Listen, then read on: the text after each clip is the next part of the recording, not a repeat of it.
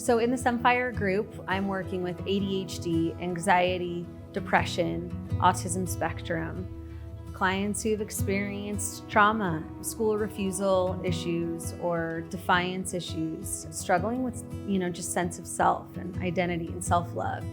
And I just want to be able to meet my clients where they're at and help them to learn how to allow their own inner light and inner strength to come forward. And I believe that that's true for all of our girls, that they have this energy and this light inside of them. And it just requires learning the right skills and being around the right people and having the right healing environment where they feel loved and accepted and nurtured for who they are, and able to just have that space in nature and with other people who are doing the same type of work as them, to be able to recognize that potential within themselves, that strength and that light within themselves.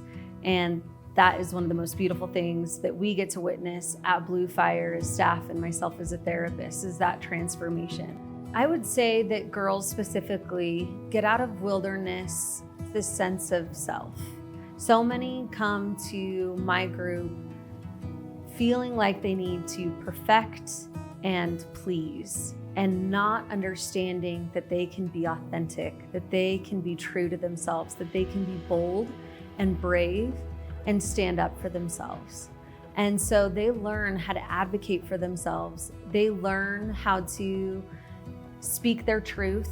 They build self-awareness into who they are and who they want to become. And they build an inner strength that carries them through every aspect of their life, whether it be relationships or school or just their mental health in general, and propels them into the future that they want for themselves but haven't yet been able to attain, which has created for a lot of them a life of shame or regret or confusion and a lot of negative self-talk. And that's what we are able to really help reduce here at blueFire.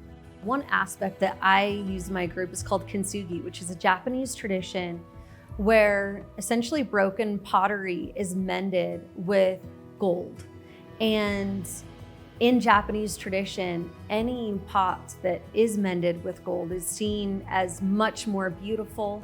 It has a story to tell, and it's more authentic in a sense, because it's not trying to hide its cracks and brokenness, but it embraces the brokenness and showcases it as a thing of beauty. And so each of my girls goes through this process where they're given a pot that represents them in some special way, and they break that pot. And then through the subsequent 2 ceremonies, they mend that pot and they paint that pot with gold paint. And they're presented with that Kintsugi pot at their graduation as a symbolic representation that their brokenness is their beauty, and that whether they are broken or whole depends on their choice to allow themselves to be healed and to be connected with others.